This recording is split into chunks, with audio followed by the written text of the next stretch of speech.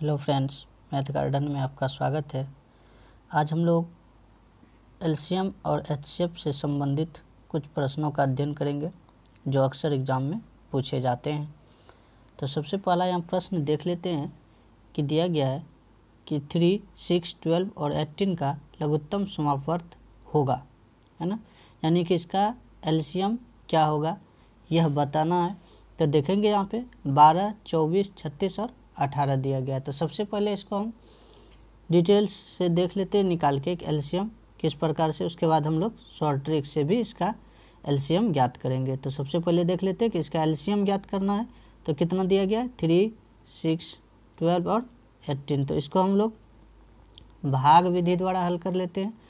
तो इसमें सबसे पहले देख लेते हैं कि 2 से, तो यहाँ पे 3, 6 और 9 हो जाएगा। फिर अब इसको अब 2 से डिवाइड नहीं होगा, 3 से करते हैं। तो 1, 1, 2 और 3 अब डिवाइड नहीं होगा, तो इसका एलसीएम निकालेंगे हम। तो इसको लिखेंगे 2 गुना 3 गुना 2 गुना 3। तो देख लेते हैं यहाँ पे 3 दूना 6, दूना 12, 3 36, अर्थात जो है कि कितना निकल जाता है 36 निकल जाता है। अब चलिए हम लोग शॉर्ट से देख लेते हैं, शॉर्ट ट्रिक से, कि ये किस प्रकार से हम इसको निकाल सकते हैं, बिना इतना प्रक्रिया किए बिना निकाल सकते हैं। तो सबसे पहले यहाँ पे देख रहे हैं 3, 6, 12 और 18 दिया गया है। तो यहाँ पे जो है कि जो सबसे बड़ी संख्या उसको हम पकड़ेंगे। तो सबसे बड़ी संख्या क्या है, मेरा 18 दिया गया है। सबसे बड़ी संख्या क्या है 18 दिया गया है।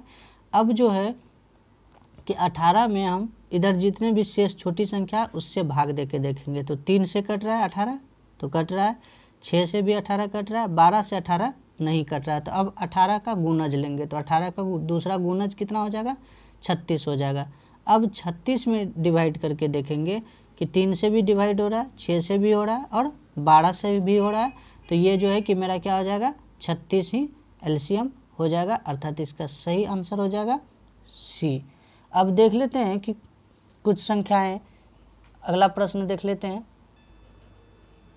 अब हम लोग इस प्रश्न को समझते हैं कि यहाँ पे क्या दिया गया है कि 4, 8, 16 और 48 का लॉसो ज्ञात कीजिए।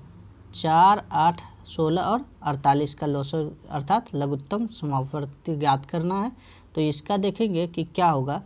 तो सबसे पहले जो है कि हम लोग पुनः जो है फिर से देख लेते हैं, इसको ट्रिक के माध्यम से ही पहले हल करते हैं। तो ट्रिक के माध्यम से हल करते हैं। तो इसमें से सबसे बड़ी संख्या क्या है, मेरा 48 दिया गया है। तो 48 को लेंगे और 48 में देखेंगे कि यह 4 से डिवाइड हो रहा है, मतलब इधर जो शेष 3 संख्याएं हैं इससे डिवाइड करके देखेंगे कि 4 से 48 डिवाइड हो जाता है। 4 का 4, 4 दूना 8, यानी कि 12 बार में। फिर 8 से देखेंगे 48 डिवाइड हो रहा है। तो देख लेते हैं यहाँ पे कि 8 से डिवाइड हो रहा है कि नहीं, तो 6 बार में हो रहा है। और 16 से हो रहा है कि नहीं, 16 से भी 3 बार में हो रहा है। और यहाँ पे तब यह देख रहे हैं कि इधर जो है कि शेष तीनों संख्या से यदि 48 डिवाइड हो रहा है तो मेरा सही आंसर क्या हो जाएगा 48 ही हो जाएगा। तो इस प्रकार से हम डायरेक्ट निकाल सकते हैं लॉसो आसानी से। अब इसको हम देख लेते हैं कि निकाल के किस डिटेल्स में समझ लेते हैं कि किस प्रकार से 48 होता है या नहीं होता है। तो सबसे पहले 2 से देख लेते हैं। तो 2 दूना 4, 4 दूना 8, 8 दूना 16 और 24 का 48 हो जाएगा। फिर इसमें से 2 से भाग दे के देखेंगे तो क्या हो जाएगा 1, 2, 4 और 12। फिर से इसमें 2 से भाग दे के देखेंगे तो 1, 1, 2 और 6 होगा। और फिर 2 से देखेंगे भाग दे के तो 1, 1, 1 और 3 होता है। तो इस प्रकार से अब इन संख्याओं का हम लोग गुणनफल ज्ञात करेंगे। तो देख लेते हैं क्या दिया गया है 2 गुने 2 गुने 2 गुने 2 गुने 3। तो 2 दूना 4, दूना 8, दूना 16, 3 48। तो ये मेरा एलसीएम निकल जाता है 48। लेकिन यहाँ पे हम लोग शॉर्ट तरीके से देखें, यदि जो एक संख्या डिवाइड होता है तो हम सीधा जो है कि जो सबसे बड़ी संख्या होगा उसी को एलसीएम कहेंगे। यदि संख्या डिवाइड नहीं होता है, जैसा कि हम लोग क्वेश्चन नंबर पहला में देखें कि यहाँ पे संख्या डिवाइड नहीं हो रहा था, देख रहे हैं यहाँ पे 18 जो है कि 3 से 6 से तो डिवाइड हो रहा था लेकिन 12 से नहीं हो रहा था, तो 18 का गुणज हम ढूंढेंगे, यानी कि 36 हो रहा था तो 36 हो जाएगा। यदि जो है कि मान के चलिए 36 भी नहीं होता तो हम इसका गुणज अगला गुणज लेते कि यानी कि तब 54 लेते, 72 लेते, इस प्रकार क्रमबद्ध तरीके से बढ़ेंगे और ये मेरा बन जाएगा 900। अब यहाँ पे एक और प्रश्न देख लेते हैं हम लोग। अब यहाँ पे अगला प्रश्न देखते हैं 3 का कि 9, 30, 27, 15 का लघुत्तम समापवर्त होगा। ये एग्जाम में पूछा गया प्रश्न है जो RRB 2001 में पूछा गया था। तो यहाँ पे देखेंगे इसका ऑप्शन है 270, 240, 120 और कोई नहीं। तो इसमें से देखेंगे इसका लघुत्तम समापवर्त, तो इसमें भी वही करते हैं हम लोग, ट्रिक के माध्यम से इसको हल करते हैं। तो सबसे बड़ी संख्या इसमें से क्या आ रहा है मेरा 30 आ रहा है, तो 30 आ रहा है सबसे बड़ी संख्या, तो 30 को हम ले लेते हैं। अब 30 को देखेंगे कि यह जो है कि किससे किससे डिवाइड होता है, ये 15 से डिवाइड हो रहा है और बाकी किसी भी संख्या से डिवाइड नहीं हो रहा है। तो 30 का हम अगला गुणज ले लेते हैं, ये मेरा नहीं होगा। अब 30 का अगला गुणज हम लोग ले लेते हैं 60 को, है ना। तो 60 में देखेंगे कि क्या हो रहा है कि यहाँ भी जो है कि ये 27 से और 9 से भी डिवाइड नहीं होगा। फिर इसका अगला हम लोग गुणज लेके चलेंगे, 90 लेकर चलेंगे, तो 9 से डिवाइड हो रहा है, 15 से डिवाइड हो रहा है, लेकिन 27 से डिवाइड नहीं होगा। फिर इससे अगला गुणज लेंगे हम लोग 120 को लेंगे, तो यह भी जो है कि 15 से हो जाएगा डिवाइड, है ना, लेकिन जो है कि ये 27 से डिवाइड नहीं हो रहा है। तो यहाँ पे देखेंगे कि इस प्रकार से हम आगे जब इसका देखेंगे कि आगे बढ़ते जाएंगे इस प्रकार से, तो हम इसका गुणज निकाल लेते हैं। तो इसका गुणज 150, तो ये भी जो है कि 27 से डिवाइड नहीं होगा।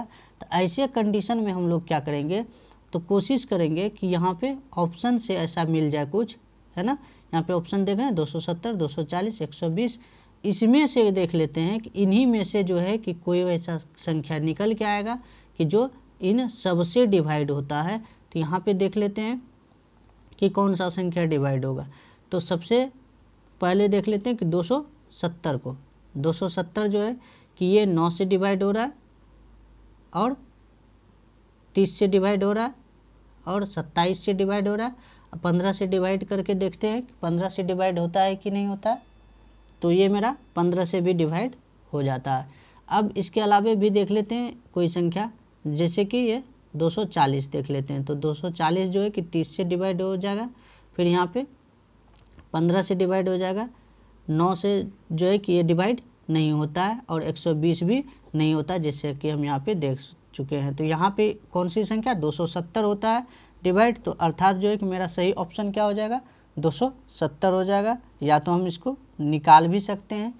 तो एलसीएम और एचसीएफ को जो है कि हम बेसिक इसका जो है कि समझा चुके हैं एक अलग वीडियो में, जिसका लिंक आपको डिस्क्रिप्शन में मिल जाएगा। एचसीएफ और एलसीएम दोनों हम बता दिए हैं। तो यहाँ पे देख लेते हैं कि 9, 30, 27 और 15 का एलसीएम क्या होता है।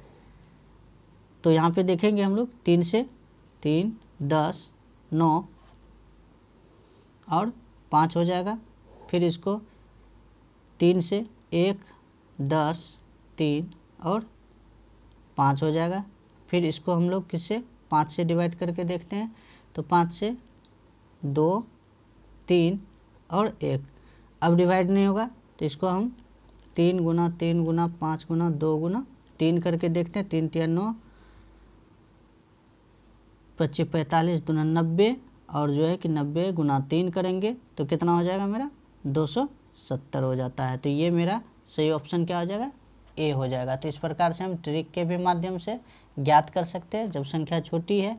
यदि संख्या छोटी नहीं हो तो हम बेसिक जो है कि अभाज्य गुणनखंड विधि से या भाग विधि से इसको बना सकते हैं।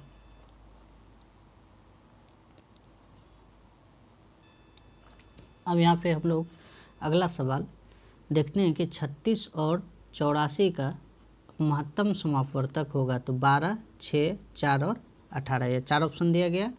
तो यहाँ पे देख लेते हैं कि इसका जो है कि महत्तम समापवर्तक क्या होगा।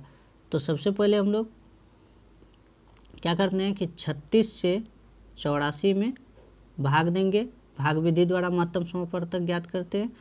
तो यहाँ पे 36 दूना क्या हो जाएगा मेरा 72 तो यहाँ पे क्या हो जाएगा 2 और 1 हो जाएगा।